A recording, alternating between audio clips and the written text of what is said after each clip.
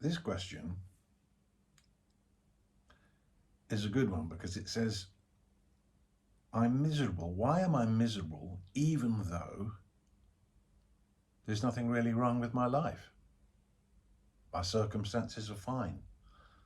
I've got a nice place to live and my job's great. I've got a car, I've got friends, I'm fit. I'm miserable though. Why? And what that shows us is something very important, and that is that misery does not emanate out of things. Misery doesn't emanate out of circumstances. If misery did emanate out of circumstances or things, then everybody would get it that way. But they don't, because everybody gets everything differently, don't they? Like for one person, going to a fair would be the greatest fun. But for another person who has a traumatic association with fairs, it would be a horror. But the fair itself doesn't emanate anything.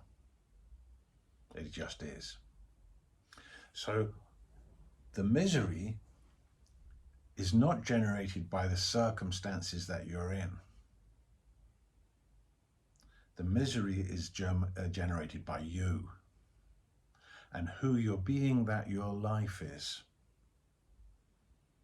Who you're being that your life is gives you how you get it. Who you're being that you are gives you how you get you. How you get yourself is not the same way as your parents get you, or anybody else, in fact. And how you get yourself is changing all the time, because there isn't a fixed way that you are. And the same is true of your life. How you get your life is given by who you're being that it is. You might have every element that everybody else thinks is required for a happy life present in your life, but who you're being that those elements are is such that they're not enough for happiness. They cause misery. Now, very often the misery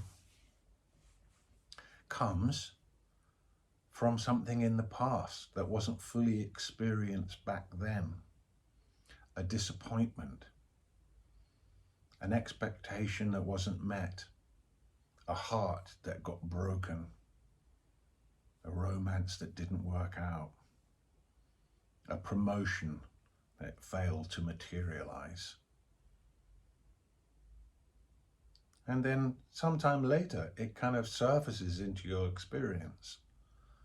And it's not caused by anything in your current here and now. Something in your current here and now may have triggered it, but it's actually from there then. So what to do when that happens? How to deal with that? Because changing the circumstance isn't going to do it, because it hasn't arisen out of the circumstances that are present, and you know that. So you have to accept it. You have to let it be. Don't label it as bad and then put it in a box and run from it. Accept it. It's what's going on. It's a weather condition that's in your current experience. Now, when you accept it, a very interesting thing happens. You stop being its subject, and it turns into an object, an it. You're accepting it. You are accepting it. Two things. You've turned it into an object, allowed it to be, and in doing that, you realize there are now actually two things at play.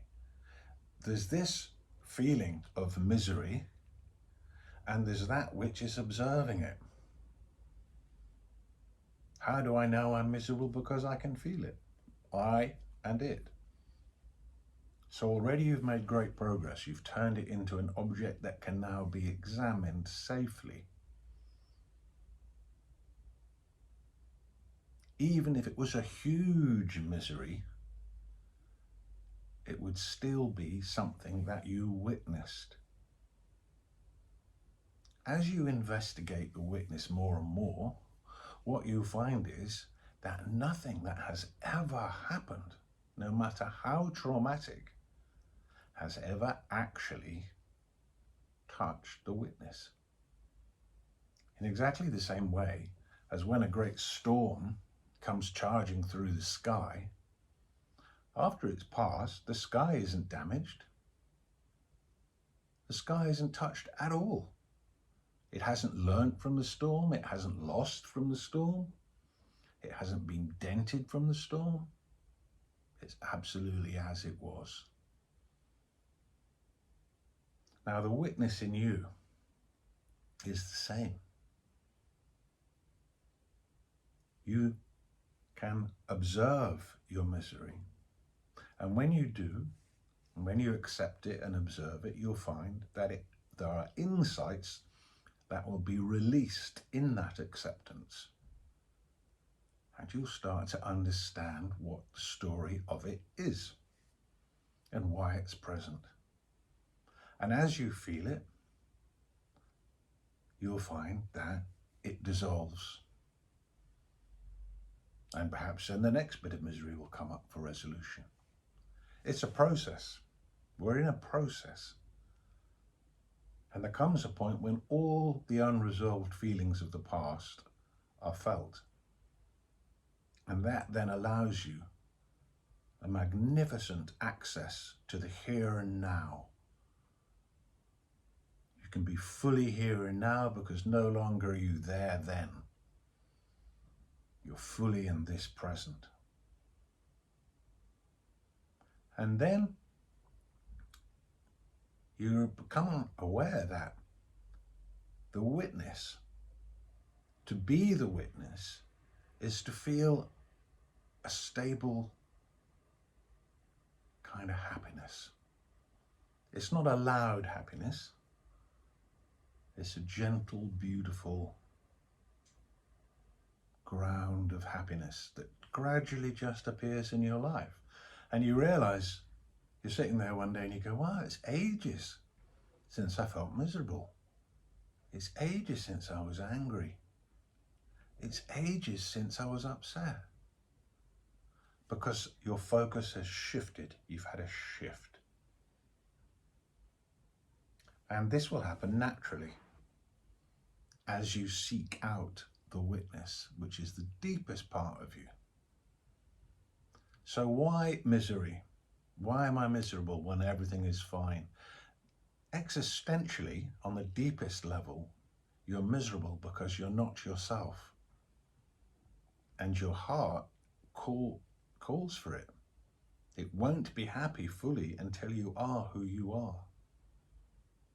But that's not to say you won't be happy till you play a certain role in life. You're not the roles you play. You're something else. You're the witness. So as you settle back into the witness, you feel fulfilled. You feel complete. You feel whole. You feel as if you're freedom itself. Everything depends on finding the witness and then allowing yourself to rest as it and flow as it through your life. This is possible for you. For you. This is not some far away esoteric attainment. This is something very simple and that's available and that really works wonderfully.